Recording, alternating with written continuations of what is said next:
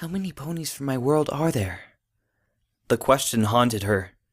The sound of Lyra's struggle against the hospital's orderlies had faded away, but it left behind dangerous thoughts, the seeds of some tenacious weed taking root in the fertile soil of her mind. The answers offered little comfort. Twilight couldn't decide if having everyone she knew stuck in an insane asylum with her was reassuring or terrifying. Twilight had known Lyra back in Ponyville. Well, she had known her as much as she had known most ponies there. It took Twilight a moment to remember her last name. Heartstrings. Lyra Heartstrings. No, she wouldn't consider them friends. They had talked a few times and met at a few parties, but they were just neighbors. Friendly neighbors, certainly, but still just neighbors. It was enough for Twilight to identify her, though. The mare who had been screaming obscenities and trying her best to break out of the orderly's grasp had been the same pony from her memories. At least, on the surface she had been. Unlike with Applejack and Pinkie Pie, she hadn't been close enough to really examine her. Getting run over by a band of burly stallions was not an effective means of obtaining information. Regardless, Twilight had already begun crafting hypotheses about the world she had awoken in. It was hard to imagine that if this world's version of Applejack and Pinkie Pie shared a connection to their real-world counterparts, the same rules would apply to others as well. Could this just be a topsy-turvy recreation of reality, with each pony from her memories reflected, as if through a funhouse mirror? She glanced over at her two friends. Both of them were as quiet as she was, lost to a moment of introspection, once the shock of watching a pony get dragged off in a straitjacket had worn off. Even Applejack had looked taken aback by the violence, her green eyes still showing traces of her earlier alarm. I guess that even for a doctor like Applejack, it must be a common occurrence, Twilight considered, still struggling to connect the Applejack she knew with the concept of a physician. It was so alien to everything she understood about her friend. Applejack hadn't been happy unless she was working with her hooves, getting sweaty doing an honest day's work.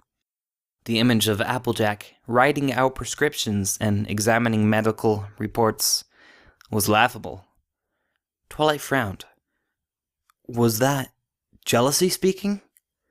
Was she envious that this Applejack had obtained a degree in higher education while she was supposed to be a basket case? Or was it simple arrogance? Was she finding it so hard to accept Applejack as a doctor because, deep down, she had always seen her friend as simple and uneducated? No, she thought firmly. She had never thought of her friend that way. Twilight had always had the most book smarts within her circle of friends, but she had never thought of her friends as any less capable than herself. They were certainly not dumb. The unicorn pushed such thoughts away, letting them melt back into the recesses of her mind. Twilight knew she was prone to bursts of doubt and self-flagellation, her near-neurotic breakdown over missing one of Celestia's letter an embarrassing reminder of that, and had been working hard to cope with it ever since. She needed to calm herself and find the real cause of her sudden guilt. Slowly, Twilight tried to center her thoughts, pushing past the last fragmented tendrils of the fog that had plagued her mind since morning. It only took a few moments of introspection to find the answers, the truth glimmering like a gold bit half buried beneath the sands of self-doubt. It wasn't hard to believe that Applejack could be a doctor due to prejudices against her friend. No, it was simpler than that. It was Twilight's desperation that made it so difficult. More than anything else, Twilight feared giving in to this false world. The more unlikely it was for Applejack to be what she claimed, the easier she found it to reject the lies and hold onto her memories of what was real. Her frown deepened into a scowl. Discovering the truth was not as comforting as Twilight had hoped it would be. Instead of washing away the guilt over Twilight's lingering suspicions about herself, it just returned her attention to how difficult it was becoming to separate this world from her own. That Applejack is not my Applejack, thought Twilight, doing her best to hammer the point home. And that Pinkie Pie is not my Pinkie Pie. They are the products of this world, with its altered histories, or cursed magics, or some other unknown phenomena. Only I seem to remember them as they were, as they should be. They are similar in so many ways, but they're not the same. Never forget that. If I give in to this nightmare, then I lose my real friends. I can't let that happen. Although, if you're right, and these aren't your real friends, then wouldn't escaping this world kill these ponies instead? A voice maliciously whispered back. After all, if this is all just some curse or alternate dimension, or the project of a strained mind, then if you left, do they not all perish as well? When one wakes up from a dream, what is the fate of those that you have created while asleep? Are you not but a careless god, wiping away the lines you have crafted every time you awaken? Twilight ground her teeth together in irritation, too annoyed by the thought to even roll her eyes. The evidence was piling up. Her subconscious hated her. It had failed to make her guilty over an supposed bias against Applejack, so now it was resorting to nonsensical theories to try and gain a measure of revenge. A loud gasp broke the silence that had lingered in Lyra's passing, distracting Twilight before she could be plagued by more pointless and pretentious philosophical ponderings. Wow! That was... Wow! Pinkie exclaimed. She turned to Applejack, her shocked expression becoming a worried frown. Dr. AJ, is Lyra in trouble again? Applejack nodded. I'd reckon so, Sugar Cube. Pinkie prodded the floor with a hoof. Well, that's not good. That's not good at all. I like Lyra. She's always been really nice to me. She has some really funny stories, although she doesn't like it when I laugh at them. I mean, she does seem angry a lot, but she can be fun when she wants to. It's just a part of who she is, Pinkie. Hopefully, with enough love and care, she can realize that she's just making things harder for herself. Applejack gave Pinkie a reassuring smile. Besides, you shouldn't be worrying yourself none about her. She's only been here a month. Some ponies just take more time to get accustomed to living here. Her words seemed to have the opposite effect on Pinkie. Some don't ever really get used to it, she said quietly. Applejack shuffled uncomfortably in pace. Well, yeah, that's true too. But still, you don't need to worry none about that, Sugar Cube. You and I can't change that, no matter how much we might wish we could. Some ponies never do change, but other ponies just need time. All you have to worry about is just being there with a smile when they need it, when they're ready. After all, you can take a pony to a party, but you can't make them enjoy themselves. Pinkie Pie perked up at the word party, a familiar smile spreading over her face. Maybe it was just the idea of a party, or maybe it was the inherent challenge in the idea that you couldn't force somebody to enjoy themselves at a party. But the morose cloud that had descended upon her vanished instantly. Then I guess you're right. Oh, I know! We should totally have a party for Lyra! Like a normal punishment party. Oh, can I, Dr. AJ? Pretty, super pretty, please. We'll talk about it later, Sugar Cube, I promise, laughed Applejack, although Twilight was fairly sure she was inwardly cringing at the thought of being greeted with a no more punishment surprise party as well. I'm not in charge of that sort of thing, and besides, before we start planning parties, we should probably get some supper first. Don't you agree, Twilight?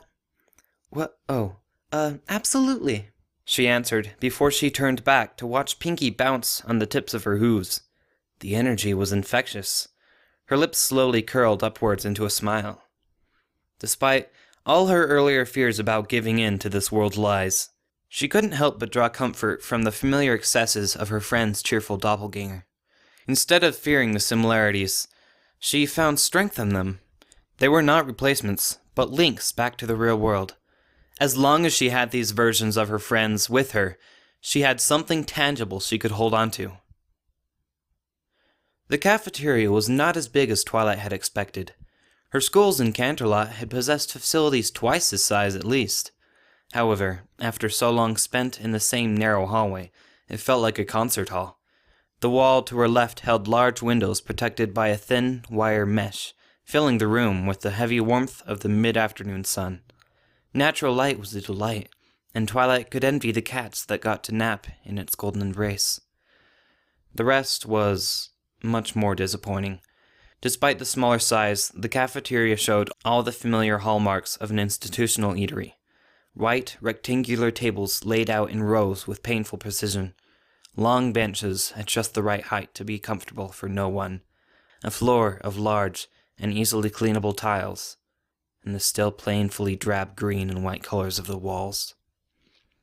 Opposite the windows was the other key component of the traditional cafeteria, the food queue.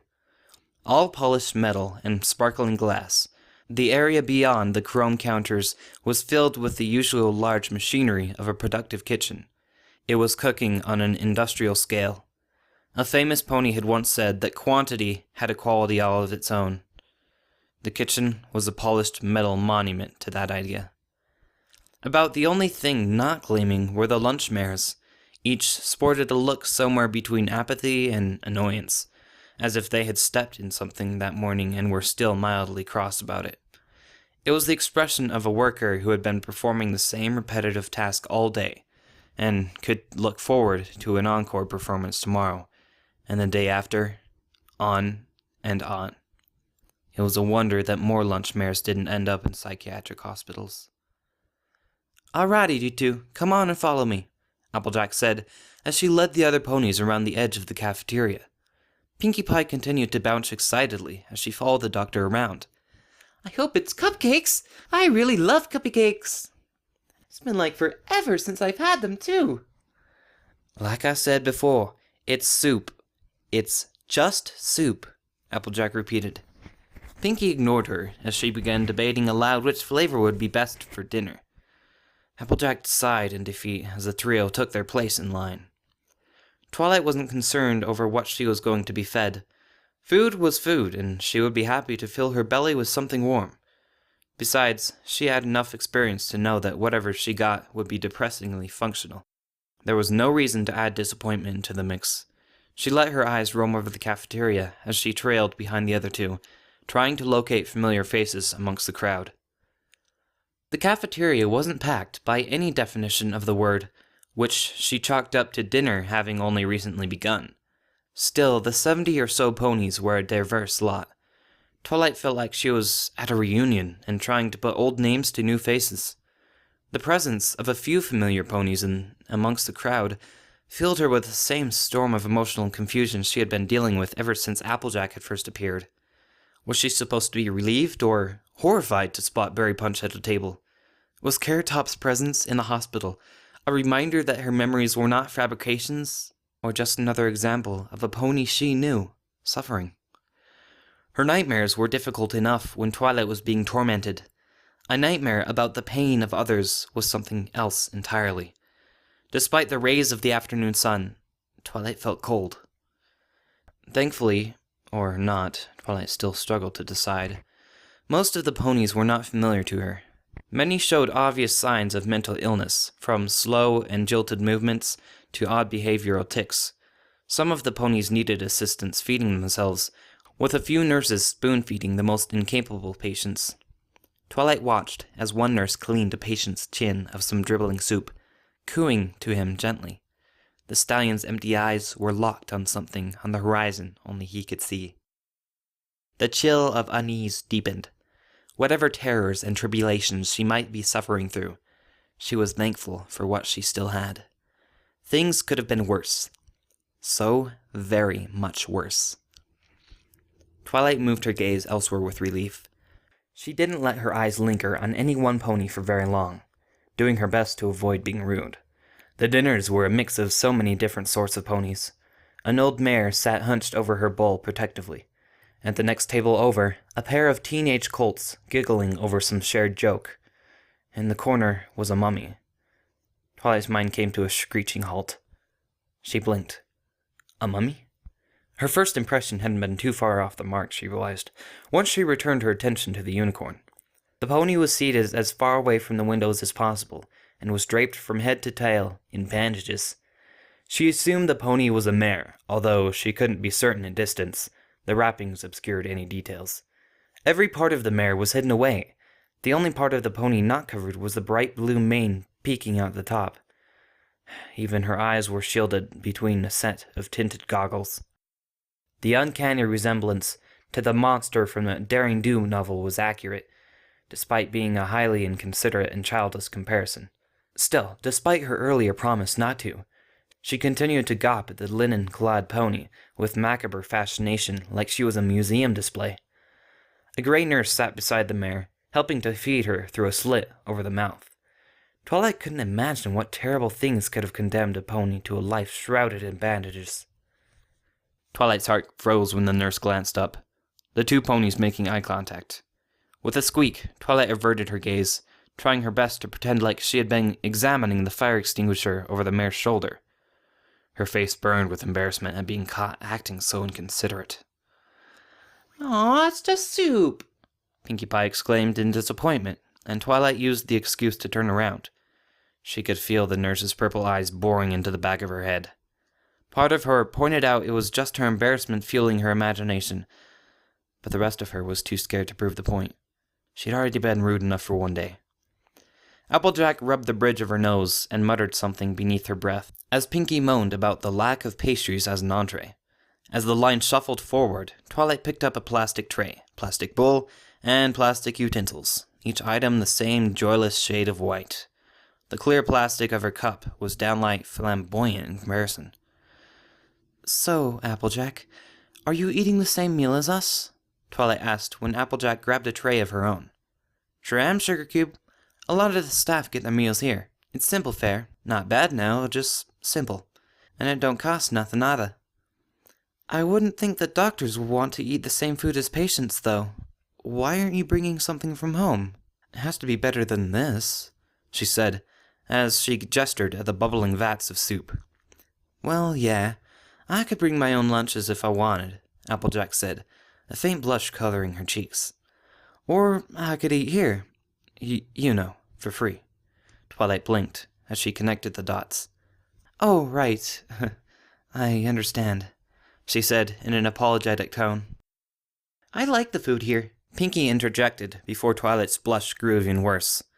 "Of course, soup isn't my favorite, but it's all right. You know, for being all boring and unexciting and all." The lunch mare glared at Pinkie as she was ladled soup into her bowl. "The worst part is that they don't let me have anything to add to it." "Pinkie, the last thing we need is more sugar in your diet," Applejack said. Twilight nodded with her silently. "Ah, phooey," Pinkie replied. "Sugar makes everything taste better." "Sweeter, Sugar Cube. Sweeter, not better." "Sweeter is better." Pinkie Pie scoffed and glanced at Twilight. "I bet Twilight thinks sugar makes everything taste better. Right, Twilight?" "Actually, I have to agree with Applejack on this one," she said. "Ah, double phooey. You're just agreeing with her because you wish you were a doctor too. You always take Dr. AJ's side, just 'cause she went to a university like you." Pinkie Pie pouted. "But I bet if you give her a chance, you'd love sugar and soup. Soup and sugar. Sugar. Sagoop? Whatever, it's tasty." Twilight started to disagree before she realized just what Pinkie had said. "Wait, Pinkie, you believe that I went to a university?" "Of course I do," she said with an eager bob of her head. "After all, you're really smart, and you have all those books, and you told me you did too." "Pinkie," Applejack said, "we've talked about this before. You shouldn't believe everything every pony says to you." "But, no buts," Applejack tutted. "I just want you to think about what ponies tell you before you believe it's the truth." She glanced at Twilight out of the corner of her eye. "We'll talk more about this later, okay, Pinkie?" A part of Twilight wanted to leap for joy. Someone believed her! Someone didn't think she was crazy! Another part of her, fed by the volatile temper she had been wrestling with all day, wanted to smack Applejack with her tray for trying to convince Pinkie not to believe her. "Stay calm, Twilight," she told herself, doing her best to look nonchalant for Applejack's benefit. "You know Pinkie believes you, at least. Remember, you want the rest of the staff to think you're not crazy, and hitting your friend won't help. Just wait until you have a chance, then talk to Pinky alone. Figure out what she knows. You don't start an experiment without gathering as much information as you can first. By the time Twilight had finished reining in her emotions and forming her plan, she had passed through to the other end of the dinner line. Beet soup shimmered in her bowl. Its aroma was enough to convince her that Applejack hadn't been lying about the food. It was as if they had set out to make something so bland, it had no positive or negative qualities. It was food. Now, be careful. We don't want to spill any of our suppers, now do we? Applejack reminded the pair. Twilight narrowed her eyes in irritation.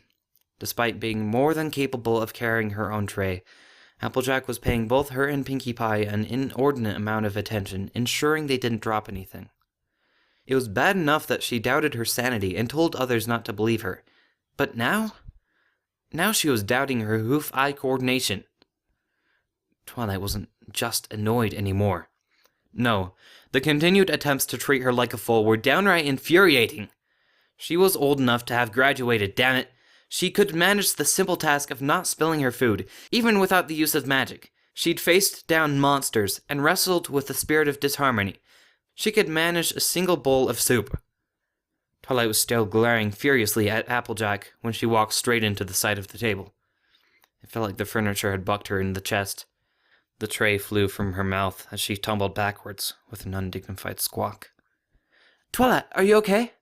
Applejack sat her own tray down and rushed to Twilight's side.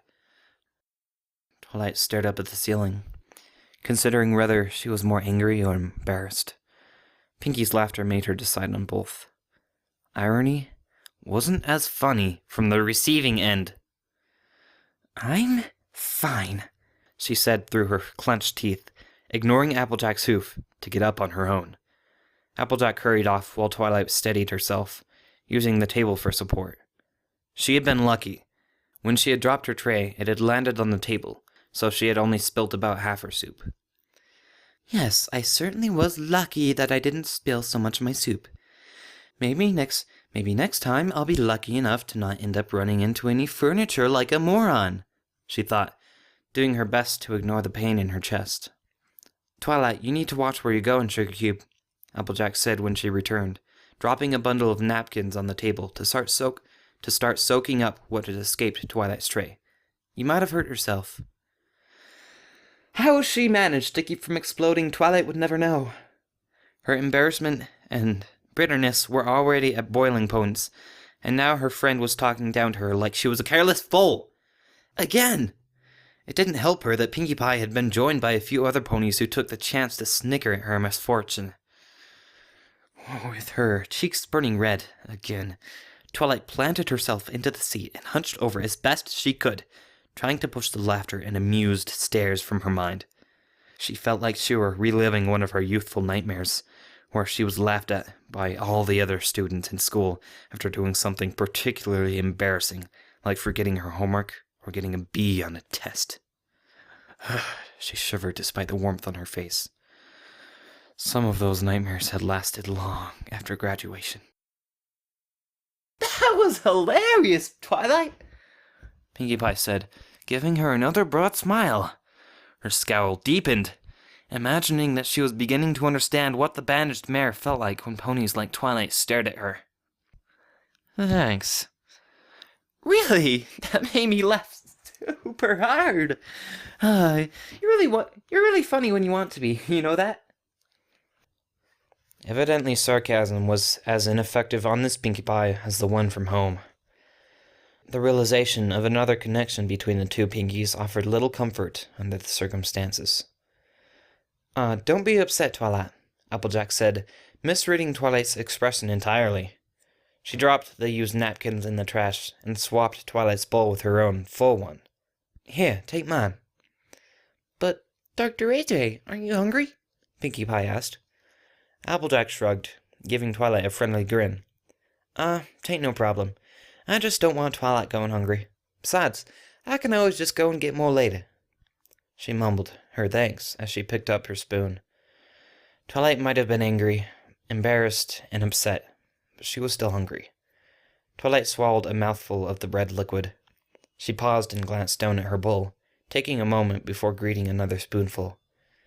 It was warm and filling, but those were the limits of its virtues. Twilight pondered her options as she did her best to sate her hunger with the boring meal. Now that she was seated with her friends, there were hundreds of questions she needed answered. Instead, she remained quiet and continued to look around the room. Her cheeks weren't as red as the soup anymore, but she still didn't trust herself to speak. Neither of her friends would be in a helpful mood if she let out all the embarrassment and anger she was trying to keep bottled up. While Pinkie described her day to Applejack, Twilight took the time to examine the room's other occupants, the staff. A few nurses sat amongst the patients, helping those who needed the extra supervision, while another pair slowly circled the room to offer assistance to those that might request it.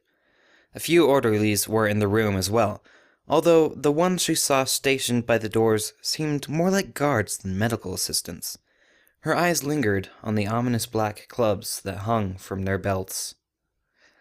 The doors swung open behind the two orderlies. Twilight watched as Nurse Ratchet and her assistant Silas led a group of 20 or so patients into the cafeteria. Over the commotion, she couldn't hear much, but she could see the pink-haired nurse gesture to Silas and two other orderlies as they herded the group of patients into the dinner queue. The sight of the cheery nurse and her silent companion brought memories of tight restraints and terrifying photographs.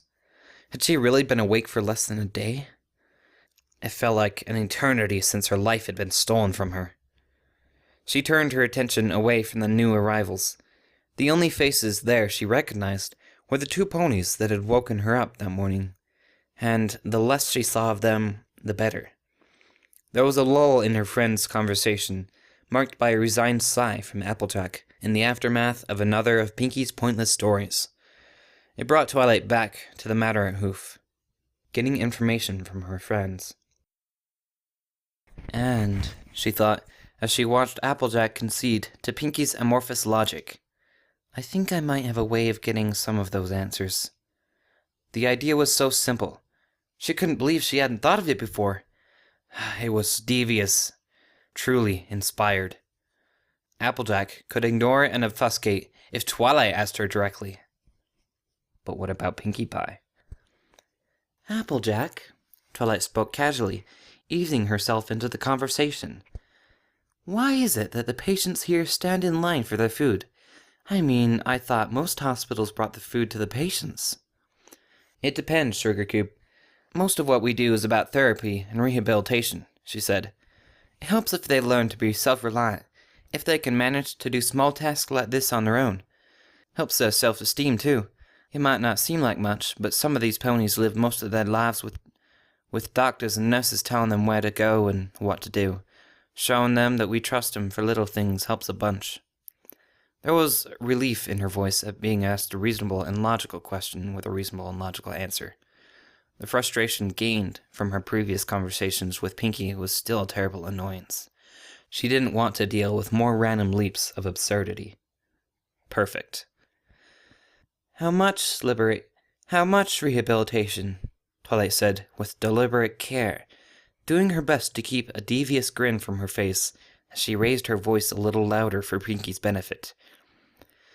Can you do for the patients in your high-security wing?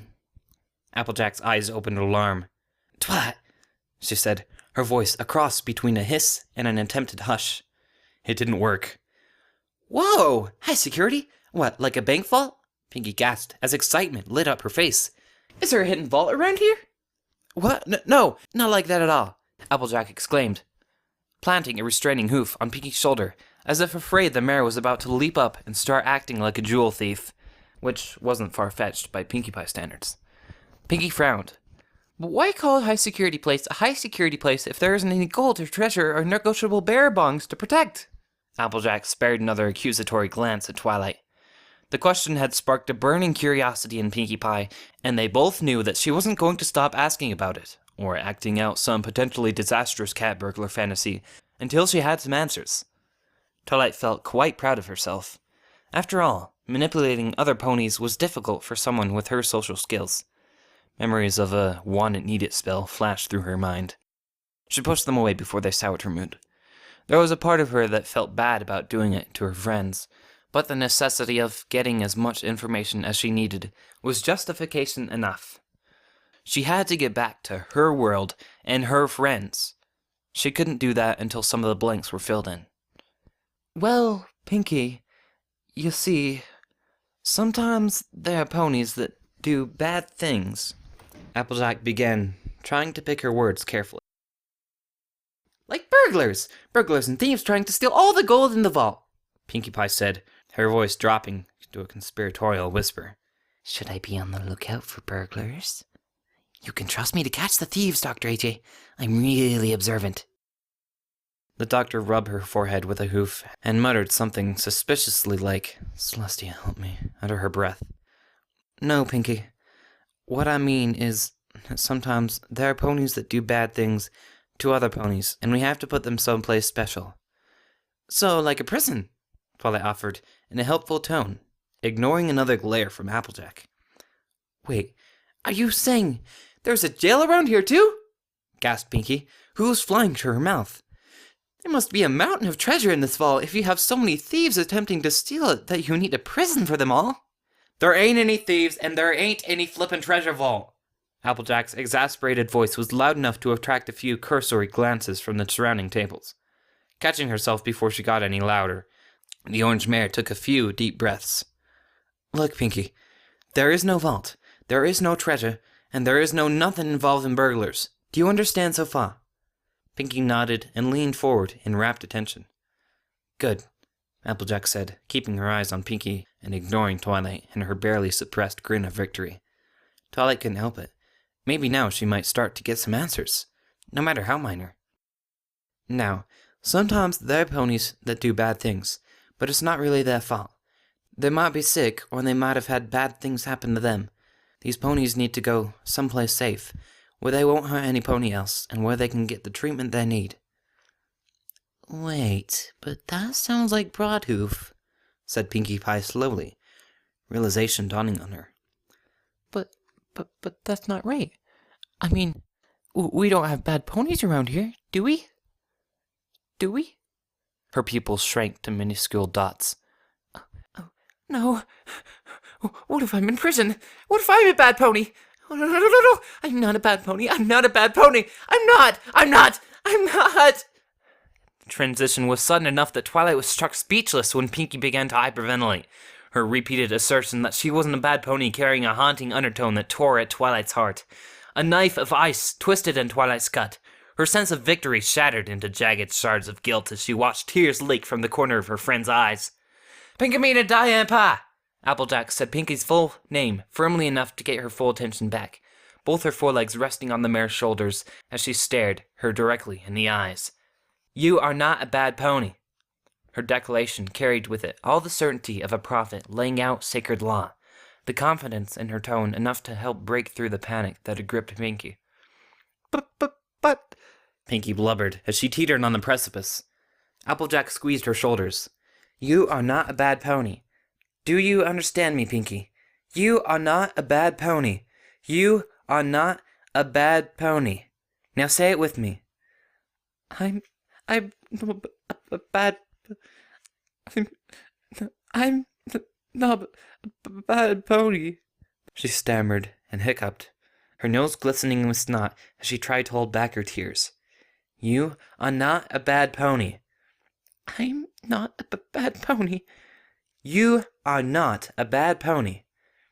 I'm not a bad pony. Pinky sniffed as Applejack wiped away some of her tears. The doctor gave the despondent mare a warm smile. And don't you forget it, Sugar Cube. Twilight felt like crying herself. She felt like throwing up, or begging for forgiveness, or doing all those things in no particular order. Pinkie Pie was looking up at Applejack with a pathetic yearning, like a beaten dog desperate for its master's affection. The despair in Pinky's voice when she had expressed her fears about being a bad pony were a soul-rendingly heavy burden. She had assumed that her friend was the same eternally cheerful mare that she had known. Twilight couldn't excuse herself. Once again, she had managed to hurt Pinkie Pie. She was a terrible friend and a terrible pony. Applejack continued to do her best to console Pinkie Pie. You are not a bad pony. Okay, Pinkie? But I thought you said there were bad ponies here, she asked quietly. Doesn't that make me a... Pinkie trailed off, not willing to finish the sentence. Darling, ponies come here for many different reasons. I promise that you're not a bad pony, okay? But Pinkie promise? She looked up through puffy eyes. I Pinkie promise, Sugar Cube. Cross my heart, hope to fly, stick a cupcake in my eye. Twilight felt like she was shrinking away into nothingness as she watched the true embrace in a tender hug, Pinkie Pie nuzzling Applejack's neck like a foal would its mother. Twilight dropped her spoon to the tray and cradled her head in her hooves. She wasn't hungry anymore. Inside, her mind struggled against the rising tide of emotions, doing its best to hold on to the control she had managed for the past hour or so. Losing control now would just prove how worthless and broken she really was. She needed to get away from her friends before she started bawling as well. I need to go to the restroom, Twilight choked out as she jumped to her hooves, the excuse the first thing to come to her mind. Applejack turned to give her a look of reproach and disappointment as she cradled Pinkie Pie in her arms. Just ask one of the orderlies and they'll take you to the bathroom. Her voice was stiff and formal as she gestured toward the doors with her eyes. Twilight wilted beneath her gaze and rushed from the table, eager to escape the judgment of her friend's face. She reached the doors and mumbled her excuse to one of the orderlies standing watch, her eyes turning to the floor to hide the tears that threatened to escape. Follow me, he said as he opened the door and walked out into the hallway. Twilight obeyed, following meekly behind the turquoise stallion. They traveled in silence. For once, Twilight appreciated the taciturn nature of the orderlies. She didn't feel like talking either. Instead, she focused on her breathing, trying to steady her nerves before she began crying again. Why did I do that? Why do I keep hurting my friends? The accusations cut deep, even when she was leveling them against herself. She had been so impatient to get information from her altered companions that she hadn't even tried pacing herself. She had leapt at the chance to get what she wanted without sparing a second's thought for the consequences. You've got 5 minutes. Twilight lifted her head to find the stallion looking back at her, letting her thoughts retreat for a moment. At his side stood a white door, a sign with the outline of a mare bolted in its center. The word Fillies was printed beneath it in slightly faded block letters. Twilight glanced back at him. What do you mean? I mean, you have 5 minutes to relieve yourself, he replied, sounding too bored to be annoyed. In 5 minutes, if you're not done, one of the female orderlies will be sent in to check on you. He didn't ask for confirmation on whether she understood him, and Twilight didn't offer any. Moving past him, Twilight strode into the bathroom, letting the door swing shut behind her with a soft clack. She was alone. There's an understatement, she thought, as she moved towards the room's solitary sink, a simple mirror mounted behind it. Like most public facilities, the sink was operated by floor pedals for sanitary reasons. Twilight caught some of the water in her hooves and splashed her face. She welcomed the cold sting, letting it wash away the few errant tears that had leaked out. Twilight stared at her reflection as the water dripped off her muzzle. You're not just alone because you're trapped here in this twisted world, she accused her mirror image. You're alone because you keep pushing ponies away with your selfishness. Applejack mentions something, and you pounce on her. Then, instead of trying to talk about it with your friends, you manipulate Pinkie Pie into asking the question for you. And now she's crying like a frightened child. You're so self-centered that you didn't even consider what might happen. The reflection met her look evenly. That's not true. How were we supposed to know that Pinkie would react the way she did? There was no way we could have predicted that. If it's anyone's fault, it's Applejack's. She was the one that used such generic language. She's a doctor and she should have known better. And then even she seemed surprised by Pinkie's reaction. If a doctor couldn't see it, how could we? Twilight narrowed her eyes. Don't you dare put the blame on Applejack. You coward! The reason you didn't know she would react that way is because you didn't bother asking first. You just used Pinky like a tool. Why didn't you wait? Why didn't you take the time to discover more about your friends and their warped histories? She spat at the sink. No, you didn't even attempt to be cautious. You just took an impulsive leap at the first opportunity. Just like earlier, when you tried to escape your room the second the doctor left, only to end up dizzy and tired. Her reflection rolled its eyes. Are you forgetting that we're supposed to be escaping this world? We're not here to make friends and act kind. We're here to get back to our home and our friends. And that means learning more about our prison. You can't blame me for attempting to further that goal. Twilight felt herself growing angrier with herself. You shouldn't have been so rushed. You're a scientist, a scholar. You don't start experimenting without planning it out and doing your best to account for all the variables. That's all well and good, little Miss Theoretical, but sometimes you have to act when an opportunity presents itself. Sitting around playing nice with this world's versions of our friends isn't going to help us escape. Are you stupid? She snapped. How do you expect to get back home without assistance? You're surrounded by ponies who think we're crazy. If there is any hint of truth of what Dr. Rose said, this whole world thinks that our real life is a myth, a delusional fantasy. The only ponies we can count on are the friends we have here. Her twin watched her as she started pacing in front of the mirror, her hooves sounding like a metronome on the firm tile. You saw it too, in both of them. You saw a spark of something familiar. There is something there, inside of them, that connects them to our world. They aren't the same, but they are there. At least, part of them is. And how does that help us? We can't even cast magic. Or have you forgotten that they muzzled us like a rabid dog? The other Twilight sneered at her, eyes lingering on the fabric wrapped around Twilight's horn. She halted in place and lifted her hoof to her horn. No, I haven't forgotten, she snapped. But we have to keep planning. Right now, whatever this is, it's not coming off anytime soon. Twilight played her hoof over the magical silencer, tugging at the locked buckles there for emphasis. Although she couldn't pull any magical energy into herself, Twilight could still feel the aura of magic around her. The metal buckles buzzed like bees of brass. They were enchanted. She didn't need just the right key, but the right spell as well. Except for the buckles, the rest of the object was simple. A thick, sturdy fabric encased a cone of metal. Lead, Twilight assumed, considering how it was dampening her magical abilities. To confirm that nothing had changed, she had tried to depress one of the petals with her mind. But just like it had that morning, every bit of power she called upon slipped away just as quickly. She sighed irritably, her hoof falling back to the floor. Her reflection gestured at the sheath. See what they did to us. They all think we're sick, and our friends in this world are either part of the same group keeping us imprisoned, or our patients themselves. You don't know that for certain, she growled, and resumed her pacing, not meeting her twin's eyes. We don't know about Rainbow Dash, or Rarity, or Fluttershy. The Twilight in the mirror offered, mocking her with a saccharine sweetness in his tone. Oh, deep down, you know it was Fluttershy she was talking about. Who else could you imagine as the bird girl of Broadhoof? Don't try to deny it. Stop deluding yourself that the strangers in this world are just like the friends you knew. Pinkie Pie was crying, because somehow she thought Applejack maybe sort of possibly calling her a bad pony. Does that sound like the Pinkie Pie we know? She might have her moments of weakness, but she doesn't break down that easily. Or at least she doesn't break down that easily when she is in a nut job stuck in an asylum.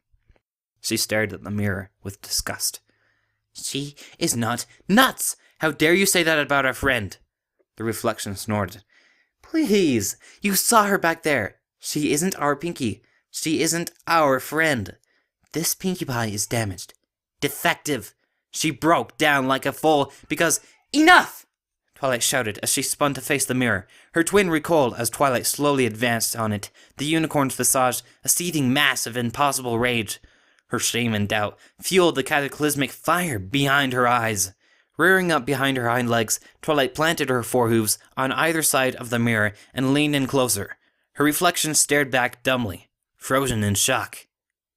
Don't you call her defective! Each word was spat with venom, her hot breath steaming the glass. She is not defective! She is not damaged! Eventually, her twin closed its mouth as it met Twilight's searing stare. Slowly, it leaned in closer, its fear fading away as a smile spread across its face. Emulating Twilight's stance, it reared up and pressed its face against the mirror with a chuckle. Oh, are you angry because I told the uncomfortable truth about our friend? It hurts giving voice to what you already know, but don't want to believe. It tilted its head as it regarded Twilight with amusement. Or is it something different? Something more personal? Shut up! She hissed through a clenched jaw. Her reflection's smile continued to grow wider, the corners of her mouth tearing apart bloodlessly as it grew too large for Twilight's face. Her reflection's features ran like wax, the heat of her hate melting her reflection like a candle in an oven. That's it, isn't it? It said, through a grotesque smile, showing far too many teeth for any normal pony's mouth. The sadistic glee in its mismatched eyes only grew more pronounced when she didn't answer. Please, you can't hide from yourself. We can taste it at the back of our mind. You're afraid. I am not afraid of you. Oh no, of course not, it said, as a skeletal smile stretched from ear to ear, splitting its face in half. You've defeated Nightmare Moon, the spirit of disharmony, and King Samra. You've faced dangerous dragons and monsters in changeling invasions. You're a bona fide hero. But every pony has fears and weaknesses. Even the element of magic isn't immune to doubt and insecurity. I know what you're afraid of. You're afraid that when you look at Pinkie Pie, blubbering like a pathetic filly, you're looking at reality. Her reflection grabbed Twilight by the scruff of her neck and yanked her closer, her head hitting the mirror with a loud smack, followed by the tinkle of shattered glass. Her tormentor was divided into 100 smaller reflections by the web of fractures, each one leering at her with a dead grin. Twilight's vision blurred against a sudden burst of pain, but she could still see her many twisted reflections laughing at her. She could hear the voice in her head, its words reaching her through the pain and rage. Deep down, you're afraid that they're right about you. Her broken reflection began laughing louder as its words stole everything from her. Twilight's anger vanished in an instant, taking with it all of her strength and self-control. The fog that she had thought vanquished returned as she was gripped by a wave of dizziness. The bathroom spun around her as her legs turned to jelly. With a pathetic mew of distress, Twilight toppled over as her back limbs gave out, her forelegs thrashing in the empty air as she tried to arrest her fall. Beneath the laughter she could hear a pounding on the door and shouts of concern.